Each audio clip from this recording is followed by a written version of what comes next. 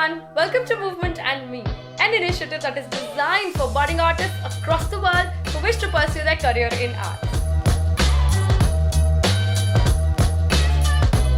I'm your host Niharika, and on this show you will hear artists talk about their lives and the choices they had to make in pursuit of arts.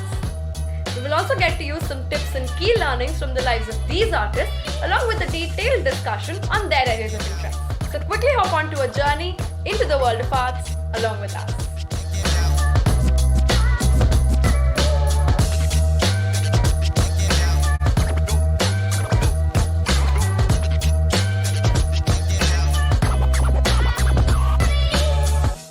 Today's video is a special edition where we have a special guest with us.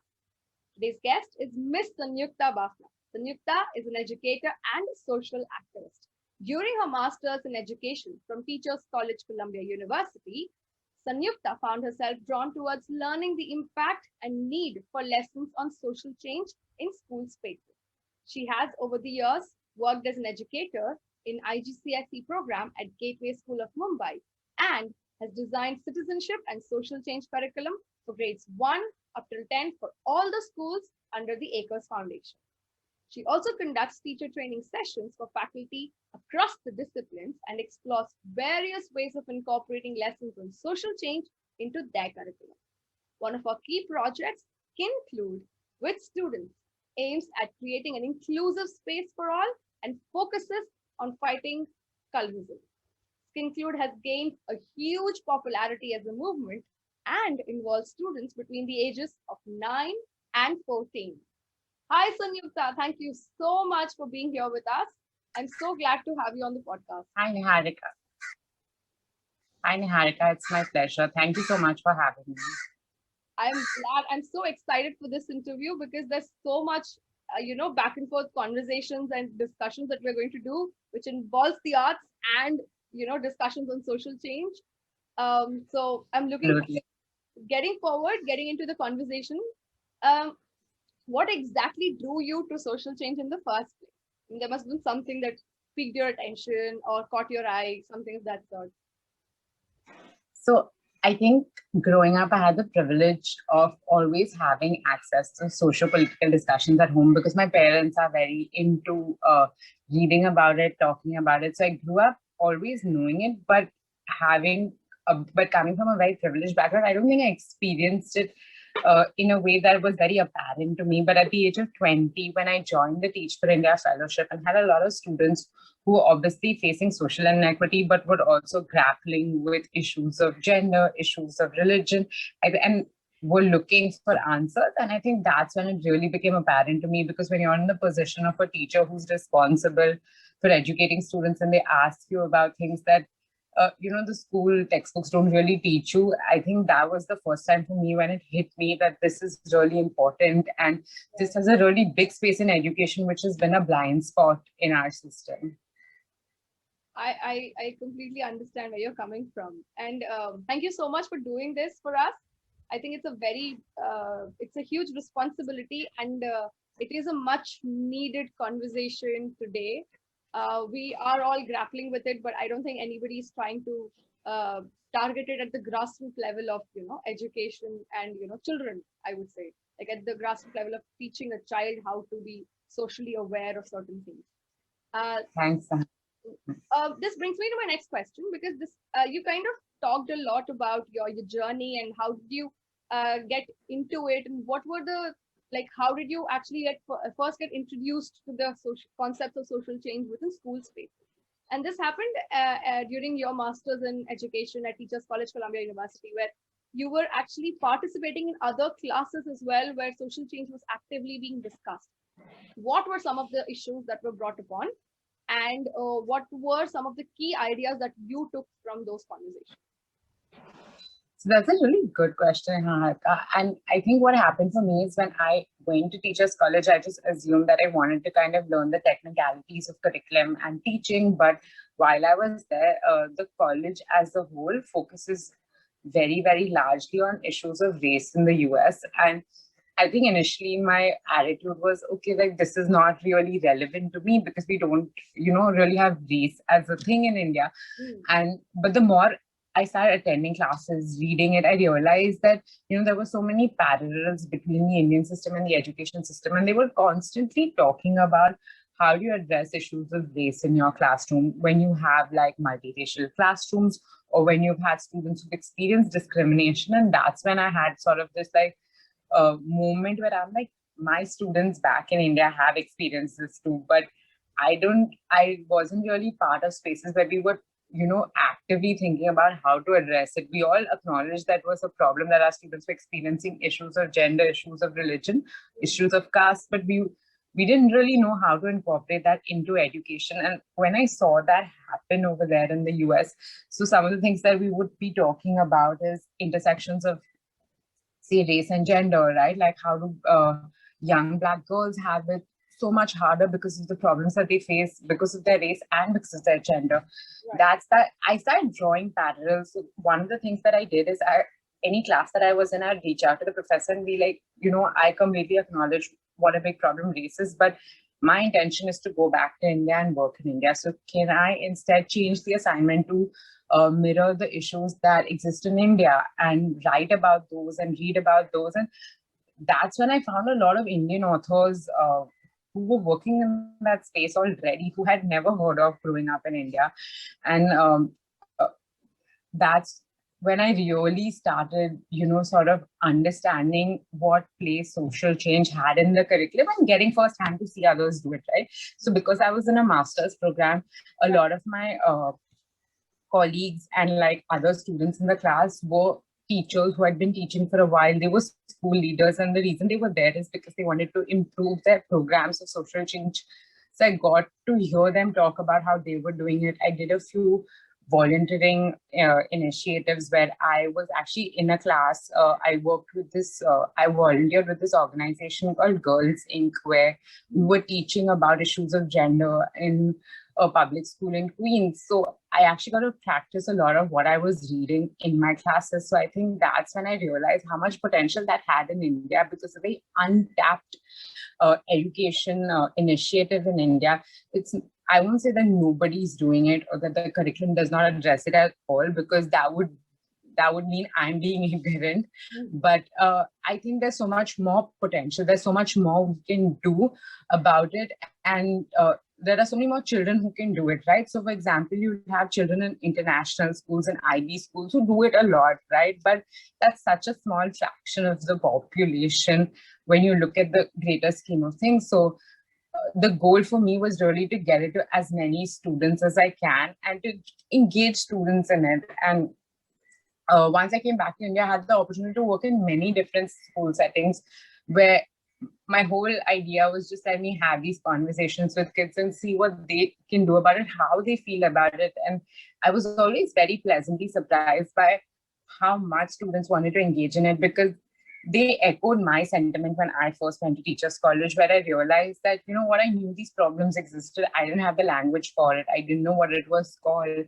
And the students said the same thing to me very often, be like, I know this is a problem. I didn't know it was called gender discrimination, or I see this, but I didn't know it was a problem, right? Because the way a lot of the times the textbook teach them these problems is, it was typically in the history class, and it was always a problem of the past, right? So I had a fourth grader once tell me, being like, gender discrimination used to be a problem in India. It's not a problem anymore today.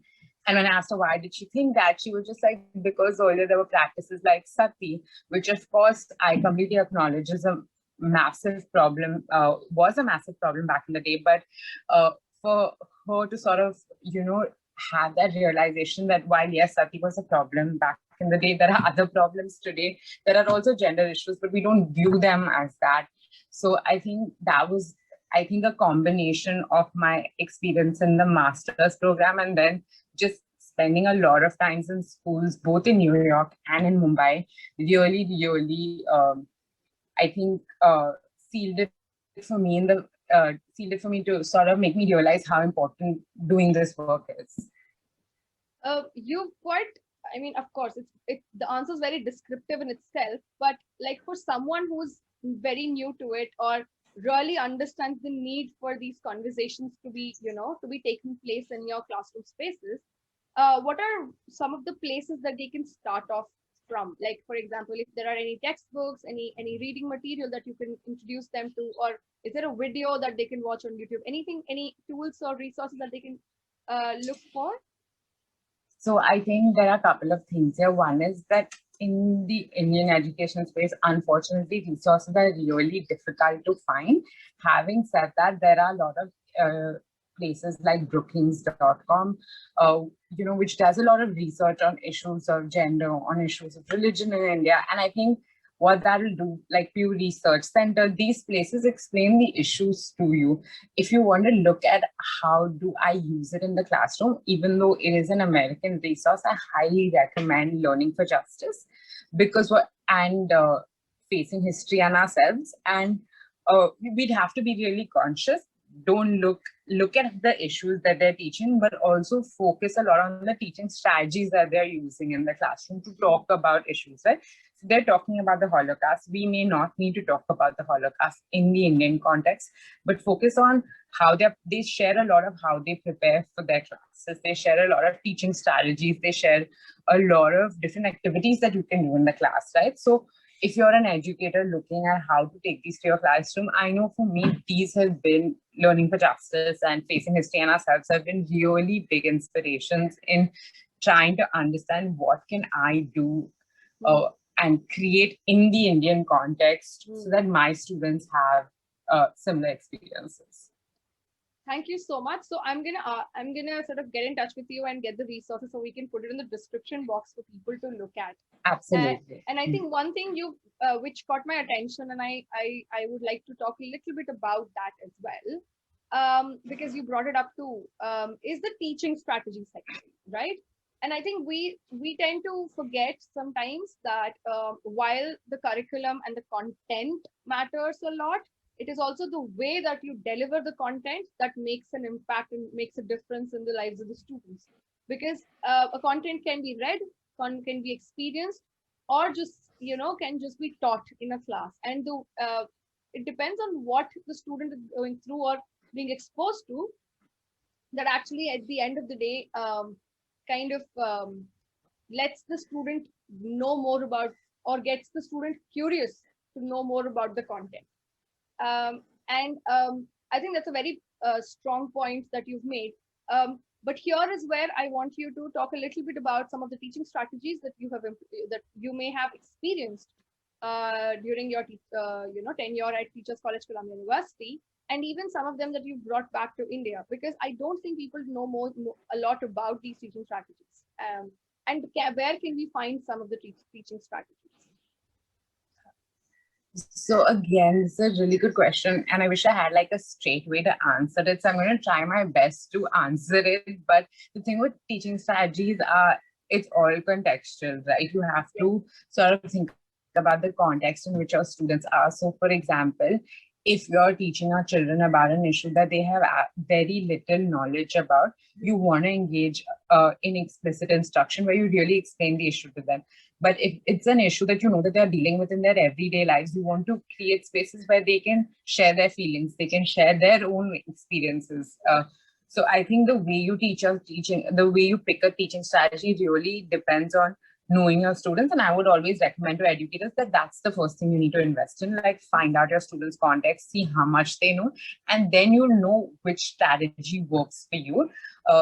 Strategies that I really like are discussion-based strategies where, you really look at media, for example. This one of my favorite things to do is really analyze media and have discussions around that. So for example, one of the things that I did when I was teaching my students about gender was talk about what role does the media play in us forming views on the role of men and women in society, right? So we looked at we looked at clippings from like Bollywood films. We looked at advertisements, and one of the questions I asked my students was, what message is it giving you when you see that in a movie, right? So using media is a really good form of engaging students. One is it gets their attention, right? Because you're immediately sort of not only showing them a video, you're showing them something that they normally used for entertainment, and you're kind of bringing that into an educational context. So they think a little differently about it. And I noticed that once I started doing that, my students actually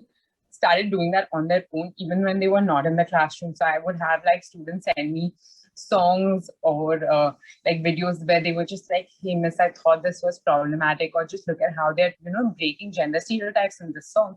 So I think it stays with them for a long time because it gives them a thinking lens. It gives them a lens of how to view media and consume it consciously.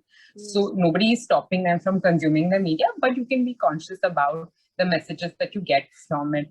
So that is definitely that is a teaching strategy that I would highly recommend reading. There are so many good children's books. So whether you think of picture books or when you think of with older children, chapter books, right?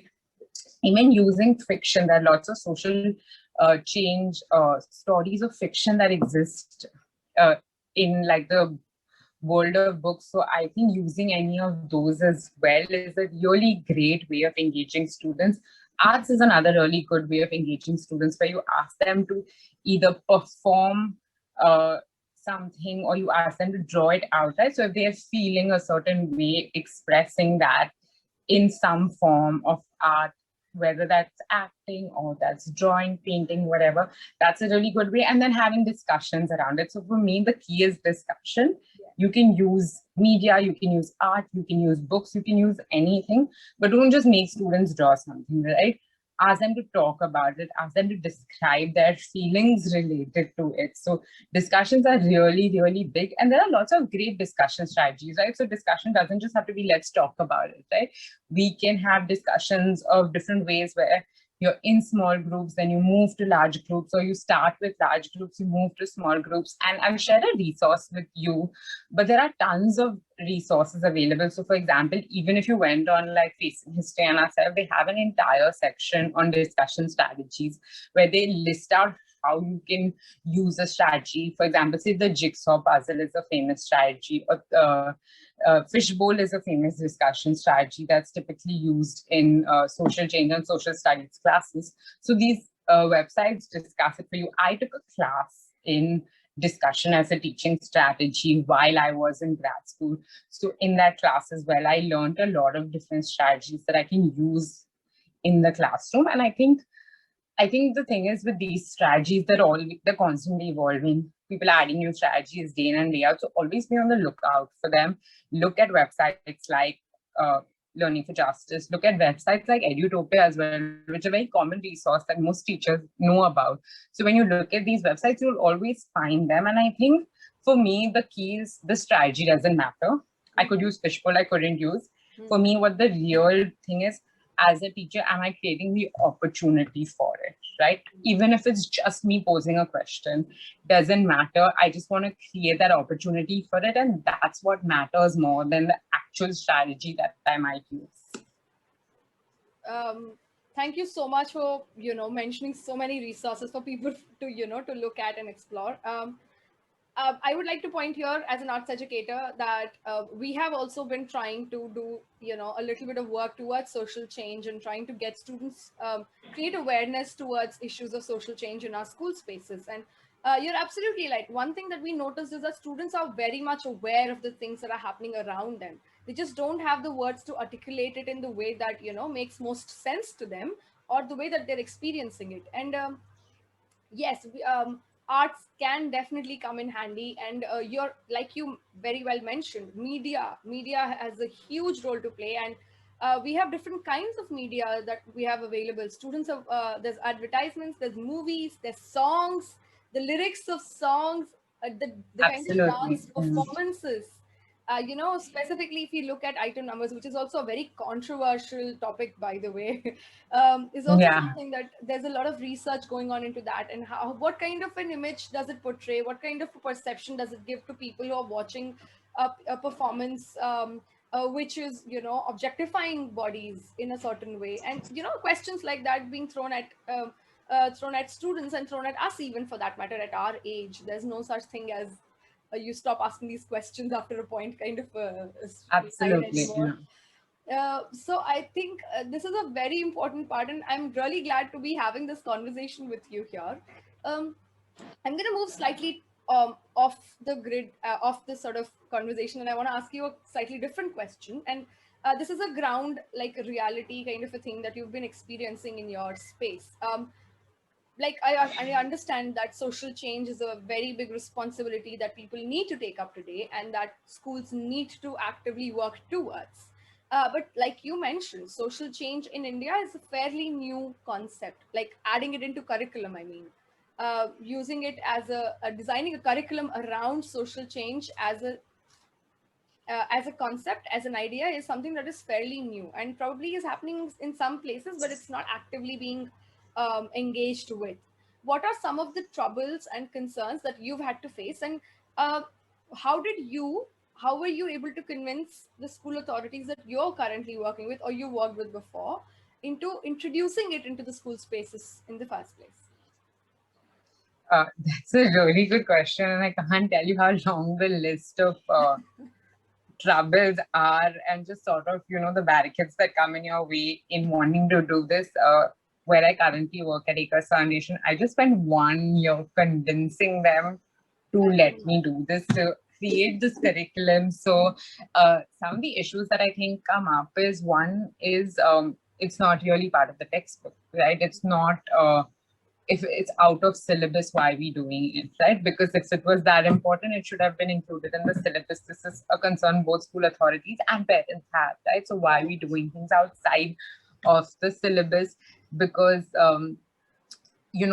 anyway, schools struggle with completing the syllabus in a given year, right? Because there's so much that's in the portion. So why do you want to do things out of the portion when we can barely complete what's in the books itself, right? That is definitely one issue that comes up.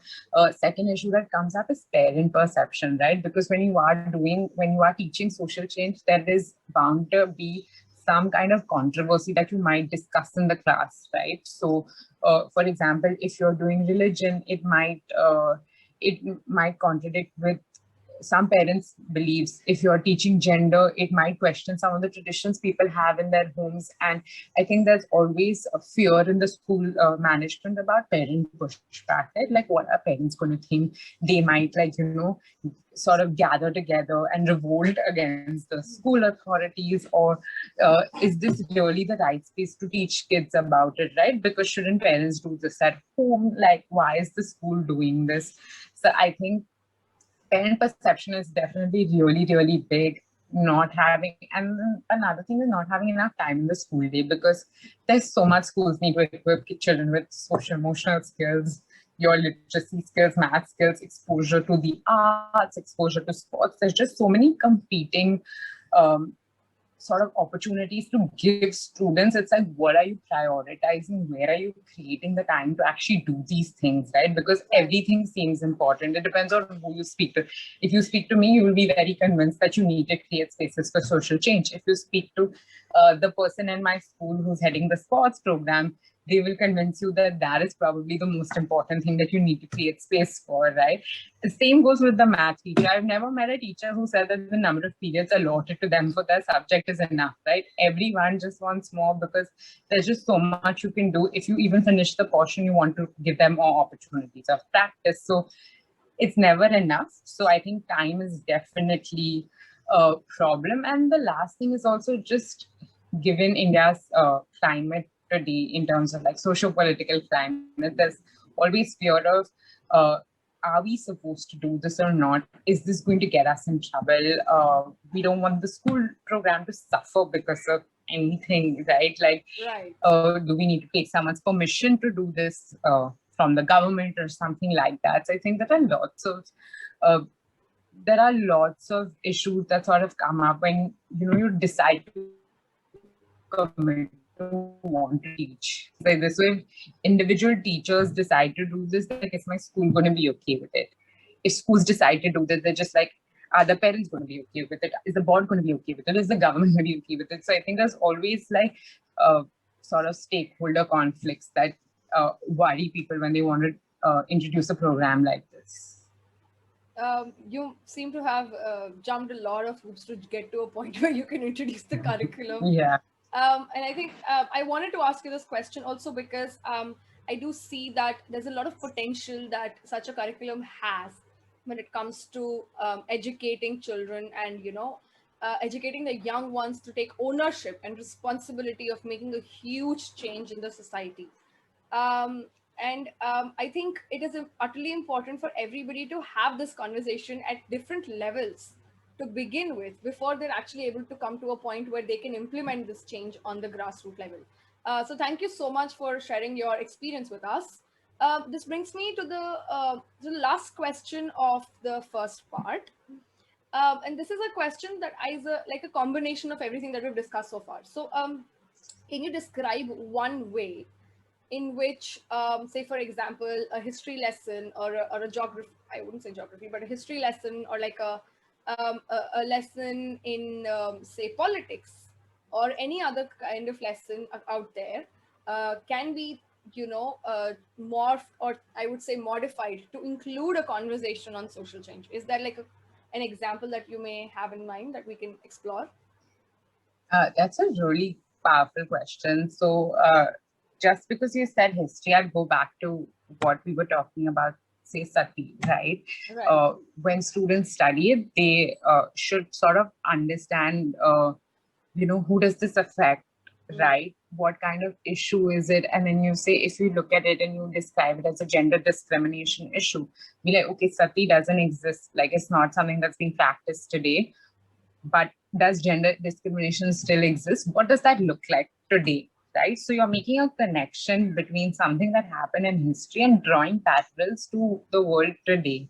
Right? Is there anything that we see? And depending on the grade in which you teach it, either you have like an open-ended discussion, or you bring in some media to sort of, make that connection from like history to the current scenario too, so that students can join the dots and say that, okay, like gender discrimination looked different before, it looks different today. Another really important thing that I think is needs to happen, especially in the history spaces, is research shows that when, not just India, in fact, happens in many other countries, is when we talk about history, a lot of the leaders that we talk about are predominantly male, even though that there were many women who were part of creating change, right? So if there are stories that you know are powerful and that you want to include in your curriculum, find those stories and add them as additional pieces to your program, so that students really get to know about people who aren't really spoken about popularly. So, for example, one person who I think is really important to include in history, but doesn't get her fair share, is Savitribai Phule, for everything that she's done for the women's rights movement in India, for education in India, for girls having access to education in India. She doesn't get enough space in the history textbook, right? So when you are thinking about like reform and how India sort of changed over time, that's a very, very important narrative to include. And it's difficult. I don't blame teachers, because our teacher training programs don't teach teachers how to do this. We ourselves haven't been exposed to this history. So how do we know what to include what to include then? So I think the onus lies on us as educators to sort of just really go deep digging, finding that, those historians who are talking about it, finding those educational papers and websites that are touching light on these things, so that you know what to include. It's definitely not a change that's going to happen overnight. And even as an educator, I've made so many mistakes and gotten to a point where I feel okay about some of the changes that I make to my program. But having said that, it's still not perfect, right? I might include certain perspectives and someone might come and tell me, be like, hey, but you didn't talk about something else. And while that's a very fair point they make, I think something to know with curriculum is that it's always changing, it's always growing, it's not static. If you didn't include something today, it's okay, you can include it tomorrow, you can include it for your next batch of students. What you need to do is be aware of the fact and really think about what can I do to enhance an existing chapter or an existing program that I'm currently teaching. Thank you so much for sharing that. And a really powerful message that you've shared is that you have to get started. There is no perfect way of making this happen. Absolutely. And I think that's very important. And that goes across disciplines and across different kinds of curriculums that are implemented, of course. It's not restricted to just issues on social change. Anything new that is being implemented will be received with a lot of criticism it is I would say it is a necessary evil as well, because then you will be more cautious in delivering whatever it is, and it will not be a half-baked information, Exactly. or it will not be Yeah. just a half-cooked meal. So thank you so much for all of the things that you've shared. This has been one of the most informative part one sessions that I've had, with so many resources being shared and so Thank many you, Niharika. strategies being discussed on the I would say on the podcast. So thank you so much for being here. This brings us to the end of part one. We will be moving to part two, and the part two will be aired next week. So please stay tuned, everybody, and we will see all of you again in the next week. My pleasure. Thank you so much for engaging in this conversation with me. Thank you all for tuning into Movement and Me, an initiative that is designed for budding artists across the world. To continue receiving notifications on our latest episode, please subscribe to our YouTube channel Natya Mandalam, or look us up on Apple Podcasts or Spotify for more information. I'm your host Niharika, and I'll see you all next week.